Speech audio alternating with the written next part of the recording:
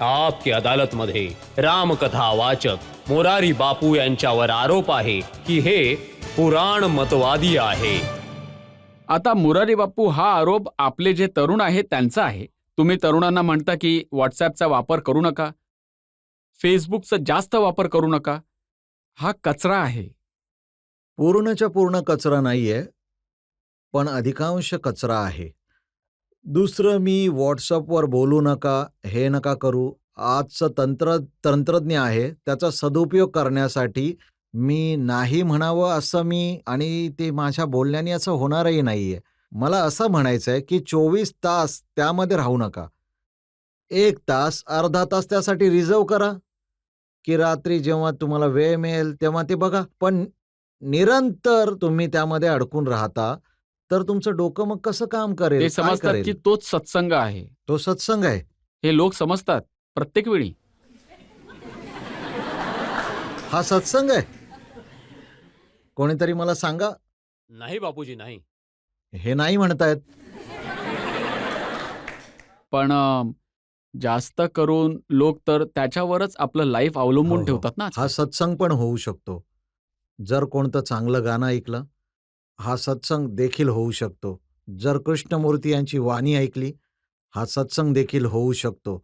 जर ओशोची काहीतरी सूत्र ऐकली, हा सत्संग देखील होऊ शकतो. जर मुरारी बापू यांची चौपाई ऐकली, हा सत्संग पण होऊ शकतो. जर चांगले संवाद, चांगले डायलॉग ऐकले, हा सत्संग देखील होऊ शकतो. जर सिनेमामध्ये आलेला कोणता तरी सुंदर डायलॉग ऐकाल, हा सत्संग देखील होऊ शकतो. जर भारतीय संस्कृतीच्या मर्यादेचं उल्लंघन न करणारं असं नृत्य पाहिलं, काय फरक पडणार आहे? तर प्रॉब्लेम काय आहे असंगतीचा? प्रॉब्लेम हा आहे की 24 तास, मी असं नाही म्हणू शकत की मी 24 तास माझी कथा ऐका. बंद होईल कथा आणि ऐकायला कोणी येणार नाही. त्यासाठी एक विशिष्ट वेळ ठेवा. सत्संगासाठी म्हटलं आहे की 1 घडी, अर्धी घडी, आधी में पूर्ण घडी. जसं प्रत्येक कामासाठी पण एक वेळ असते ना, तसंच एक नियोजन करा. 24 तास. आणि लहान-लहान मुलं बघा ना, आई-बापांना सांभाळायला जात नाही, तर त्याच्या हातात देतात. तर म्हणतात की याच्या डोक्यामध्ये कचरा गेलाय. मग नंतर आई-बाप ओरडतात की माझा मुलगा ऐकत नाहीये. तूच तर पेरलंयस ना ते. अच्छा, खूप लोक येऊन तक्रार करतात तुमच्याकडे या गोष्टीची. हो, बोलतात ना, बोलतात. पण तुम्हीच तर लोकांना शिकवता की आधी प्रेम करा, विवाह करा, त्यानंतर कथा ऐकायला या. नक्कीच, नक्कीच. प्रेम केल्याशिवाय भक्ती असूच शकत नाही. प्रेम केल्याशिवाय साधना. आणि मी काही सांगणारा नाहीये. भगवान जगद्गुरू रामानुचार्यांनी जवळ गेल्यावर एक तरुण गेला, की मला साधनेमध्ये पुढे जायचंय. तर आचार्य चरणनी त्याला विचारलं, की "तू कुणावर प्रेम केलंयस? प्रेम केलंयस?" तर म्हणाला, "नाही." "तर माझ्याजवळ येऊ नकोस. माझ्याजवळ जागा नाहीये." तर प्रेम तर एक खूप मोठं बंधन आहे. तरी पण आजकाल लग्न कंपल्सरी नाहीये. कोर्टाने पण लिव्ह इन रिलेशनशिपला परवानगी दिली आहे.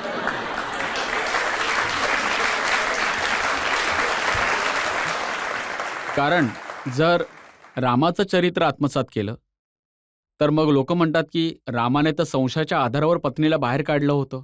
हा आजच्या लोकांचा आरोप आहे.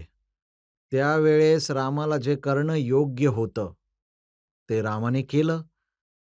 आणि आतापर्यंत मी नाही वाचलंय, कधी वाचेन, तर त्या काळातल्या ग्रंथामध्ये तर मी स्वीकार करेनच. पण सीतेने काही तक्रार केली असेल, असं तर मी अजून वाचलं नाहीये. दोघांचीही संमती होती या गोष्टीसाठी. राजधर्माचा स्वीकार केला होता रामाने. प्रजातंत्राचा स्वीकार केला होता, की राजा असा असला पाहिजे, की कोणता एका व्यक्तीच्या मनामध्ये देखील असं. आणि राम समजतात, की सीता माझ्यापेक्षा वेगळी नाहीये, आम्ही एकच आहोत. तर तिथे कुठली तक्रार नाहीये. मग आज हे सगळे होत आहे, पण प्रत्येक घटनेला या युग आणि देश काळाच्या संदर्भामध्ये बघावं लागतं. पण त्या काळामध्ये देखील तुम्ही तुमच्या कथांमध्ये सांगता पुष्पक विमान होते, त्यावेळेस देखील मिसाईल्स होते, तंत्रज्ञान किती पुढे गेलेलं होतं. तर आजच्या जगाची त्याच्यासोबत तुलना तर केलीच जाऊ शकते. हो, नक्कीच. हे ज्यामुळे मूळ जे स्रोत आहेत ते भारतातच आहेत. पण आपली सवय आहे अशी आहे, की इथली जी परमवस्तू आहे, ती तिथे जाऊन परत येते तेव्हा त्याला आपण आदर देतो. इथे आपण त्याला विकसित नाही करू शकत ना. बाकी पुष्पक तर होतंच. दिव्यदृष्टी सुद्धा होती. संजय कुठे बसले आहेत, ते महायुद्धाच्या युद्धाचा उल्लेख, हे सगळं टेलिकास्ट करण्याचा तो जमाना राहिला असेल, तर हे सगळं मान्य करावंच लागेल. पण आजच्या काळामध्ये जेव्हा तुम्ही लोकांना सांगता, की इन्फॉर्मेशन टेक्नॉलॉजीचा वापर करू नका, तर मग हा विरोधाभास आहे ना? ते तंत्रज्ञान आणि आजचं नाही, नाही, नाही. मी तंत्रज्ञान. विरोध करू नका असं नाही म्हणत आहे. मी विरोध नाही करत आहे. बुद्धीच्या सोबत त्याचा सदुपयोग केला पाहिजे.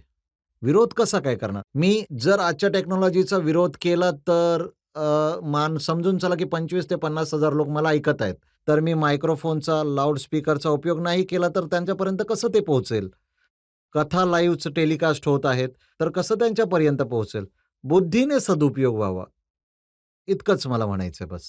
कारण आता तर नासाचे शास्त्रज्ञ देखील म्हणतात, की अंतराळात त्यांनी ओमचा आवाज रेकॉर्ड केला आहे. हो, मी देखील ऐकलंय. कोणीतरी मला ऐकवलं. हा खूप मोठा आनंद झाला, की जो एक मोठा खूप बिग बँग जो झाला, तर तो नाद जो होता, त्यामध्ये मी ऐकलं, की ओम तर खूप मोठी गोष्ट आहे ही. खूप योग्य गोष्ट आहे. तर आजच्या जमान्यामध्ये रामाच्या चरित्राची काय रेलेव्हन्स आहे तरुण पिढीसाठी? सत्य, प्रेम आणि करुणा. रामाचं सत्य, रामाचं प्रत्येक व्यक्तीसाठी प्रेम आणि रामाची करुणा. हे 3 सूत्र कधीही काय आउट ऑफ डेट होऊ शकतात का?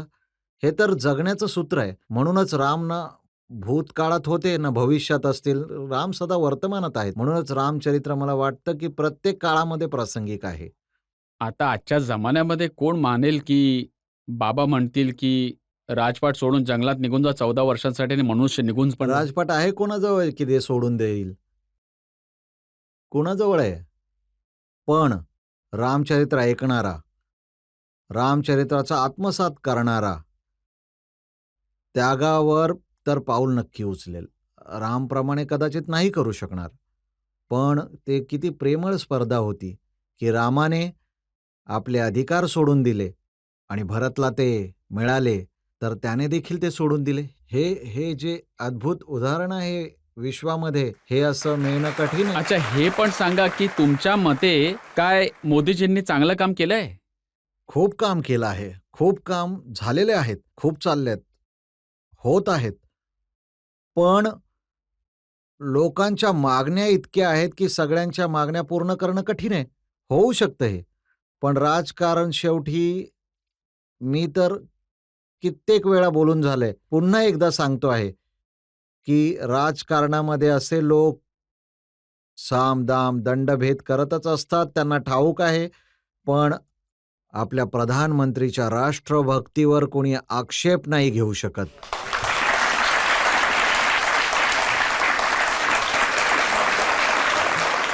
तुम्ही तर गावोगावी फिरत असता, गल्ली बोळात फिरत असता, त्यांना भेटत असता. तर तुम्हाला तर लोकं सांगत असतीलच ना, की कोणाला मत देणार आहेत, हवा कोणाची यावेळेस? बघा साहेब, लोकमत हे लोकशाहीमधलं सर्वोत्तम मत मानलं गेलंय. पण आपलं सगळ्यांना माहीत आहे, की लोकमत खरेदी केलं जाऊ शकतं. शेवटच्या तासामध्ये खरेदी केलं जाऊ शकतं. आजच्या रामचरितमानसमध्ये जो राजधर्म आहे, त्यामध्ये लोकमतापेक्षा वरती एक मत आहे, त्याला म्हणतात साधुमत. साधुमत खरेदी केलं जाऊ शकत नाही. पण मी गावोगावी फिरतो, ग्रामीण ठिकाणी राहतो, तर लोक विचार करत असतात, की काही पर्याय आहे, पर्याय आहे. पण या लोकांना जास्त तर मी बघतो, की लोक असं विचार करतात, की काही आहे, की कोणी भेटेल तर ठीक आहे. बाकी तर सगळ्यांना त्यांचा दृष्टिकोन आहेच. आता कोणी भेटलं नाहीये? हो, आहे ना, काम करत आहे.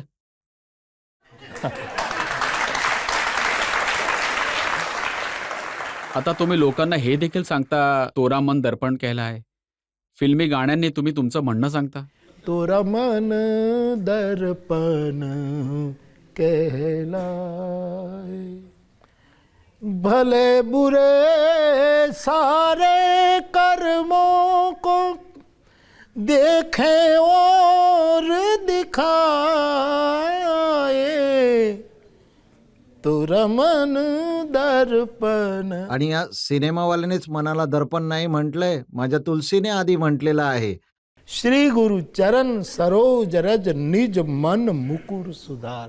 तेरा मन दर्पण यासाठीच तर मी गातो.